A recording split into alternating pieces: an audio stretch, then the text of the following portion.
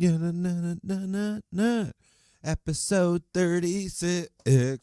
What's up, y'all? Another episode here, Football Without Hesitation, where I follow the San Jose Earthquakes and the rest of MLS. Every week, baby. Your host here, Oz. You can follow me at Baldini10 on Twitter, Oz Lucetta on YouTube. I'm putting these videos are now on YouTube. These podcasts are now on video on you. Oh my God. They're on YouTube in video form, is what I want to say. Welcome back. The scarves are still being like the Clash one right here. It's back in its place. Took it out to last Saturday. They played Sacramento. Fuck, dude. The Quakes scored 4 fucking goals, man. What's up with that? How about that? That was fun to see. Again, it is preseason, and there was I'm pretty sure the Quakes brought every single player they had on the roster in. At one point, one of the ball boys was playing midfield. It was crazy. But it was so much. It was fun. They raised some money for the flood victims. That sounds kind of weird. But they are flood victims, and that was crazy. 15,000 people. You know, I think they're back. I don't know. I think they're back home. But at one point there was 15,000 people that were evacuated from parts of San Jose that were flooded. She was fucking crazy. If you live around here, if you watch this, you're listening to this around here, here in California, you know how the fuck our winter has been. If you're not from here, it honestly probably to you, it probably wouldn't be that crazy. But here, we're not used to it. It was crazier than usual. But anyway, yeah. So it was a fun game. Quake scored 4 goals. It was fun to see that back at Avaya. That was badass. Got free parking accidentally. I don't know what the fuck. They have to. I hope they fix it before the season starts. People were just directing me. I was following the person in front of me. We park, me and the person in front of me. I don't know how many other people in front also didn't pay, but we park. And then as we get down, we're walking to the stadium, and we see that they're charging. I don't know. I'll take the free pass. I don't know if I just dimed myself out on that one, but I don't care. It was a fucking preseason game. I'm sure they'll get it together. That building, fuck, I don't know. I was sitting there at the bar, at the longest outdoor bar in North America. Yeah, all you motherfucking haters. That place is awesome. I don't give a fuck. Usually I'm on the other side during the regular season, but it was a preseason game. Yeah, didn't even drink. I got a fucking Sprite. But that was one of my favorite views is from the bar there, from the longest outdoor bar in North America, Lobina. Whatever the fuck you want to call it. We gotta come up with a catchy fucking name for it. But anyway, you would stand there and you're looking towards the pitch. So the rest the stadium's all in front of you, and to the right of you is the main entrance, and it has a big red Avaya sign on it. And that sign, fuck, dude, it used to look so badass when the sun would go down in the summer. The fucking gate would just frame it perfectly. It was fucking dope. It was beautiful. And now there's like a 8-story office building there. And to be quite honest, I think it might work just the same. There's something about the Avaya. I mean, Avaya is obviously an office, business to business type shit. I have a fucking Avaya phone right here. What's up right here? You can't see it? But that's an Avaya phone. And so it kind of works. It still frames. The background is still pretty nice. It's because it's all glass and it's a fucking see-through. The building's all see-through and shit. Like, you know, this modern ass shit that they're doing. So the gate is still there. It kind of frames the Avaya sign now that the background is kind of the same. I don't know. These are the things I debate. People fucking listening are like, dude, I come for the soccer. Well, the fucking soccer was great. 4-1, obviously. But what the fuck can I really say? I don't know. You really can't get much. They were fucking switching players every fucking 5 fucking minutes. It looks good. Hopefully Dom's, fuck it. Hopefully Dom Kinnear realizes it's not necessarily an all or nothing type team.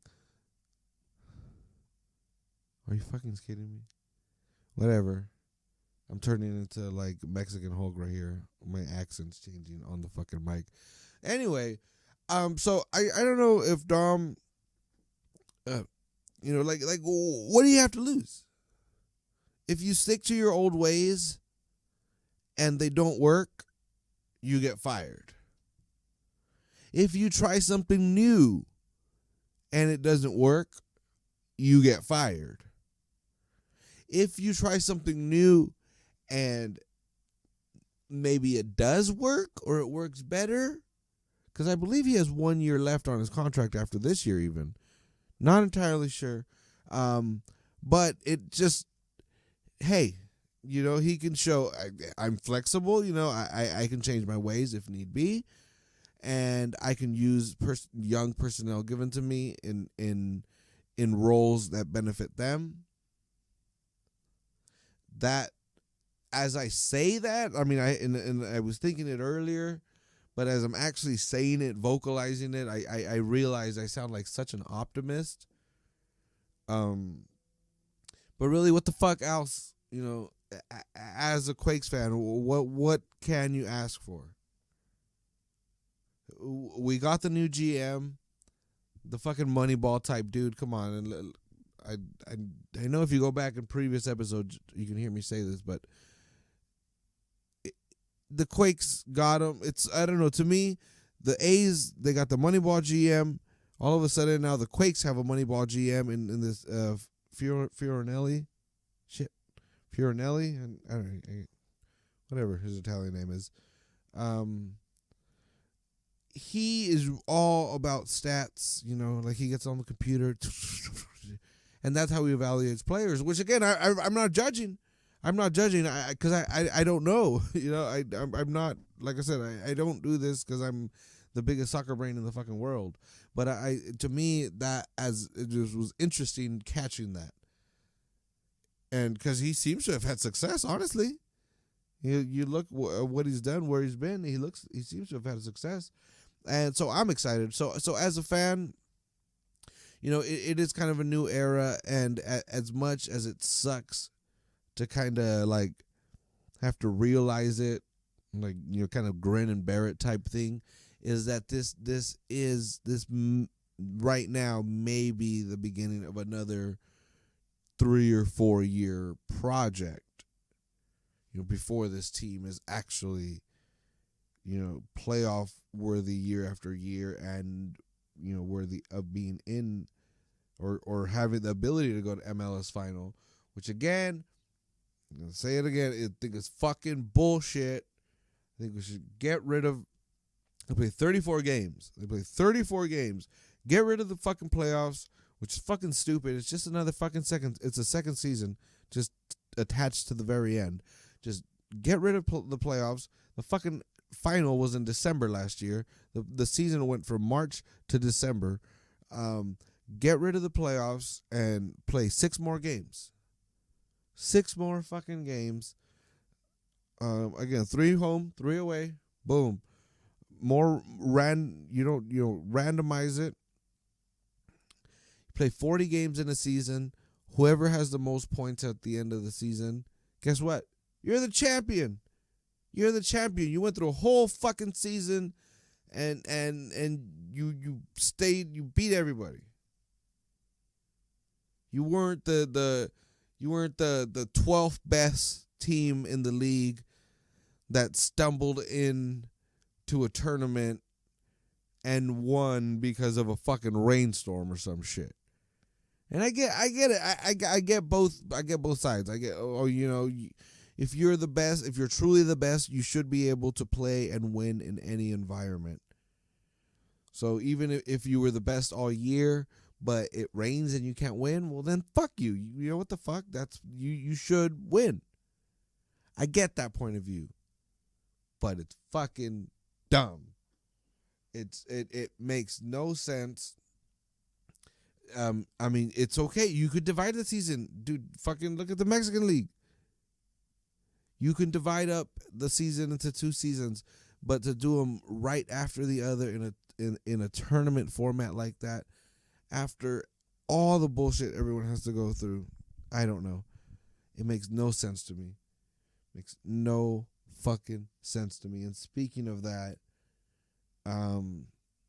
being a fan of MLS, there's really, what the fuck? There's not that much news you can read every week, you know? Like, you can go through forums and blogs and websites all you want, but damn, it's not nearly as much as all the other leagues. So, I don't know. I'm kind of sitting here seeing what's up. Guess what?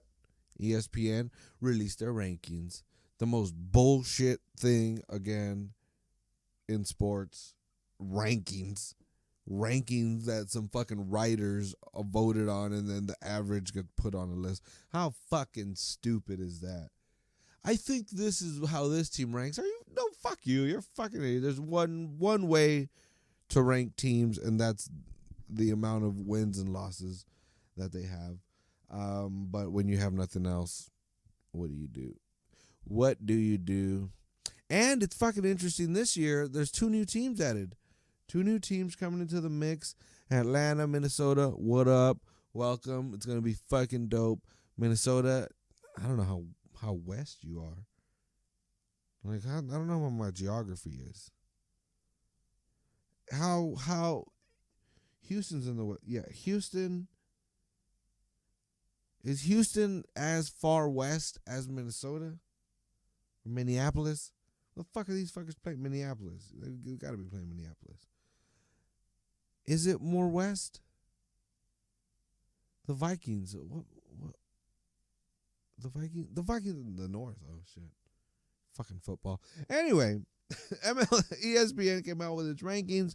I was curious with another team in the conference. It's, there's still only 6 playoff spots. Who's gonna make it? Dun dun dun. So I charted it through look at this. I did fucking notes, son. So I went down to see who ESPN, according to ESPN's rankings, how the West would finish up. And of course, they had Seattle up top, whatever. You're defending champs. You earned it. That's cool. Season hasn't started. It's all good. But they had, interestingly, the final spot, they had the Galaxy. The Galaxians, whatever the fuck they're called. Anyway, so they had Galaxy in the final playoff spot. The Quakes way down in 8th place behind Salt Lake and Galaxy for that final playoff spot. And I don't know, I was kind of looking at it, or at least for the Quakes, I talk for the Quakes. This is what the fuck I watch all the time, but I can see that. As a Quakes fan, I honestly am not expecting the playoffs, especially with another team being added. I literally see this as pretty ground zero, day zero, whatever the fuck you want to call it. This is the beginning of a new era, a new age in the Quakes, and so I would like to see more goals for sure. God damn, I don't give a fuck what the hell Dom Kinnear has to say about, we create enough chances, or they just don't go in. Fuck no. Both in chances assists, chances, and goals. Quakes are fucking some of the worst teams in all those categories in the fucking league. He can say that shit all the fuck he wants. It's bullshit. So yeah, so it would be nice to see a more aggressive team. The defense, that was concerning. The defense was getting old. That back line with Bernardes and Goodson. Well, Goodson's probably, I don't know. I haven't seen him play in a long time. But yeah, they were getting old. So they made some moves. Nick Lima, then they made that signing, and goddamn, I'm excited about that one. The more I've seen a couple games online on YouTube. I got to see this game over there, and fuck, it's exciting. That kid is badass. That kid looks like the real fucking deal. He's back there. You can't get fucking crosses in past him. He's all over you. He's big. He's aggressive. He's strong. And when the press goes on, when the Quakes are fucking out there trying to score, he's out there on the wing, fucking making shit happen. I don't know. It's fucking exciting. I'm sure he's gonna be starting on Saturday. He should be starting a lot of games this year. He looks fucking badass. And then also, this is my personal fucking favorite right here is fucking Youngworth. Youngworth, it looks fucking sick. I don't know. The game again, the two games on YouTube and this game on Saturday. Man, it was fucking exciting. He comes from the Bundesliga, a really physical league. So I don't know. So that back line, again, they're not going to give up a lot of goals. The Quakes, like usual, I don't know what the fuck it is. That's what they do. They don't give up a lot of goals, but at the same time, they don't create and convert a lot of goals on the offensive end. So it should be. That's what I'm looking at as a fan this year. That's what I want. Can you keep your defensive streak up and create and finish more goals? The playoffs, whatever, man. This is a rebuilding process. It's gonna take a while, 2-3 years. I don't give a fuck. I'll be here forever. I'll be. Don't get me wrong. I'll take a fucking championship this fucking year. But let's be fucking real. How is this team gonna put itself together? How is this team gonna look like in the following years? What the fuck is what's the mentality of the team? When people think of people think of the San Jose Earthquakes, what do they think?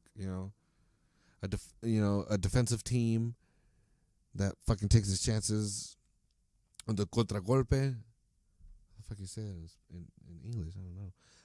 But counterattack. There we go. Whatever it might be. I mean, I don't know. That's just one example. But whatever. What is this team? And because that what the front office defines as the idea of the team will trickle down to everybody. It'll go down to the fans. It'll go down to the dudes that fucking scan the tickets. It'll go down to people that just casually follow fucking soccer.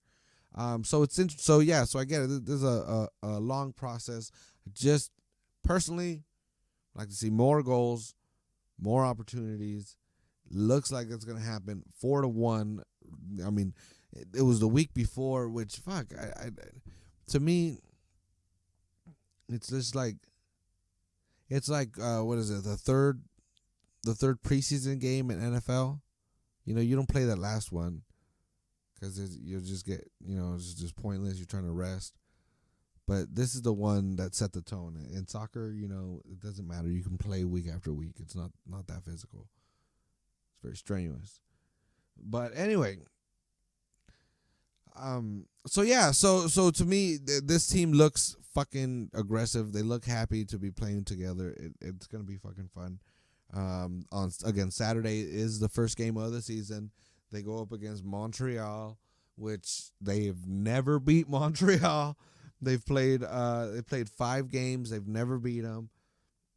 They're at home, which damn, that's crazy. Never beat Montreal at home. Well, it's fucking time. It's time. It's about time that they win at home. So they're gonna win this weekend. We'll see what the starting lineup actually is. It's gonna be fucking. I don't know. We'll be there. I'll be there with my girlfriend, 3 other friends. So, good little crew of 5. And yeah, man, I'll be here all fucking season, after the season. As long as there's American soccer going on, I plan to be around here. Thanks for listening. Again, you can follow me at Baldini10 on Twitter. It's BALDINI10 on Twitter. Oz Lucero on YouTube. If you're listening, you can watch. Come on YouTube. Look at my office. Woo, baby. I got all these scarves. I mean, you gotta check out these scarves. These scarves behind me. I got a sombrero. I got a Chinese good luck thing out there. I don't know what it is. But anyway, thanks for listening. I'll catch y'all next week. The Quakes are going to fucking break out of this slump with Montreal. They're going to beat them. And this is going to be a good season. Catch y'all next week. Thanks for listening.